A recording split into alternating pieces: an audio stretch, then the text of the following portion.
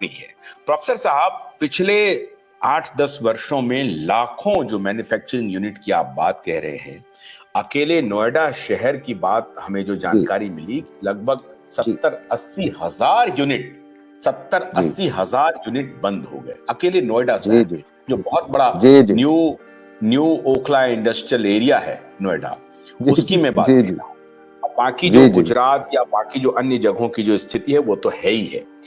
मैं अब आपसे बेहतर विषय पर चर्चा करना चाहता हूं, ये जो सतही विषय को छोड़ करके थोड़ा सा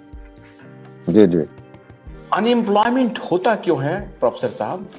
उसमें जो पॉलिटिकल विल है उसका कितना योगदान है, ब्यूरोक्रेटिक इनएफिशिएंसी का कितना योगदान है, और कितना योगदान है एंटरप्रेन्योरियल जो हमारा माइंड सेट है, हमारे एटमॉस्फेयर का, उसका कितना योगदान है, और हमारा जो कॉम्पिटेंस ऑफ एम्प्लॉयबिलिटी है उसका कितना योगदान है, और तीसरा इन सबको मिला करके ओवरऑल जो हमारा जो एटमॉस्फेयर है टू जेनरेट एम्प्लॉयमेंट, उसका कितना योगदान है। ये मैं अब आपको थ्रेडवेयर में चाहता हूं, सबसे स्टार्ट पहले शुरू करते हैं पॉलिटिकल विल का, और इसमें we should not exclude any party and we should not include any party, we should think holistically.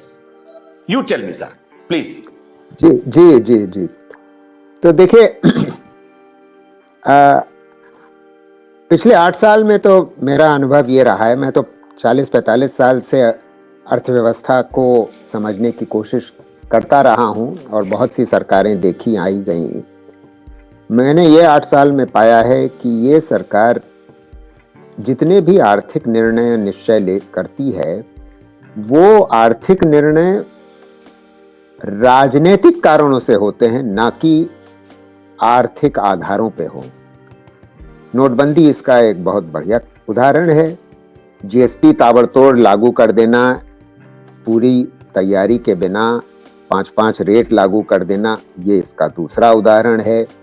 4 घंटे की नोटिस पे एक देशव्यापी भयंकर स्ट्रिक्ट लॉकडाउन जारी कर देना, ये इसका तीसरा उदाहरण है। तो ये पॉलिटिकल जो राजनीतिक कारण है, ये इस वजह से आर्थिक नीतियों में विकृतियां आती हैं।